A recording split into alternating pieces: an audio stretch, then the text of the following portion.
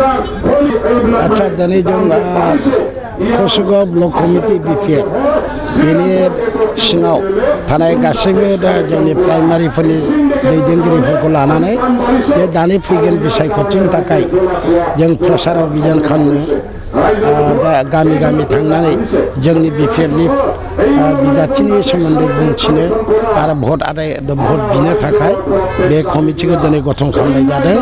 आं आसा खालामदों जोंनि बे कसुगाव ब्लकनि सिङाव थानाय गासैबो दैदेनगिरिफ्रा निस्सय मोजाङै खामानि मावगोन आरो फैगोन बिसायख'थियाव जोंनिनो बिजाथि 29 नम्बर समस्तिनि रबिराम नार्जारी बिथां आरो आं 28 नम्बर समस्तिनि बिजाथि निस्सय जों बेबाराव देरहागोन। दा आङो समनाथ नार्जारी इउपिपिनि बिजाथि बिथाङा इसेबां भट मोननाय नङा। आङो बिथांखौ साबायखर होयो। सेंग्रा मानसि राजनितिकआव हाबफैबाय मोजाङै दा बिथाङा अध्ययन खालामथों सोलोंथों गेलेब्लासो सोलोंजानायबो जायो खिन्थु बिनि खाफालाव देरहानायनि खाफाल गैया आरोखि दिनै दानि दिनाव। दा खुगाजों बुंनांगौआ गोरलै खुगाजों एरै गोरलै बुंनो हायो खिन्थु इसेबां भटखौ मोना। माबोरै मोनो जों महाजुराव दं इउडिएफआथ' बिसोरनो दा भट होआ कंग्रेसनि मानसिफ्राथ' बिसोरनो भट होआ आरो बिपिएफनि बिजेपिनि मानसियाबो अनेक भट होनाय नङा।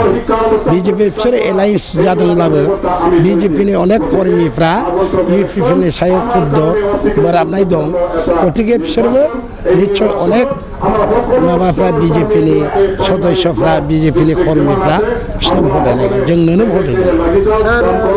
बेखौथ' बिथाङा बिजाथि हिसाबै बुंनायखौथ' गनायथावा।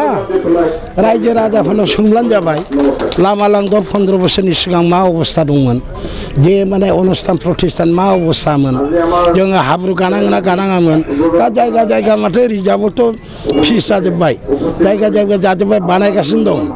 दा डेभेलपमेन्ट जायाखै होननानै बुंब्ला बियो बिथांनि खोथासै थारमाने बिथाङा नुवाखै डेभेलपमेन्टखौ सिगांनो हयथ' सिगांनिजों बियो तुलना खालामाखै सिगां हयथ' नायसनाखै। दा बबेबा बायनायखौ जुदि बुङोब्ला बेथ' जानाय नङा। दङ जों बुङा जे गासिबो जोब्बाय समस्या जोबजोब्बाय बे नङा दंबावो मावनांगौ।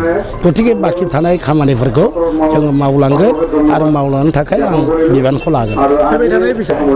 आङो रायजो राजाफोरखौ खावलायदों बिथांमोनहा निस्सय आंखौनो भट होगोन बिथांमोनखौ आं खावलायो जोंनि बिपिएफनि बिजाथि हिसाबै आरो महाजुथनि बिजाथि हिसाबै गासैबो रायजो राजाफोरखौ आं खावलायगोन जे आंनि थाखाय बिथांमोनहा जेन भट होयो बिपिएफनो नांगोल सिननायाव।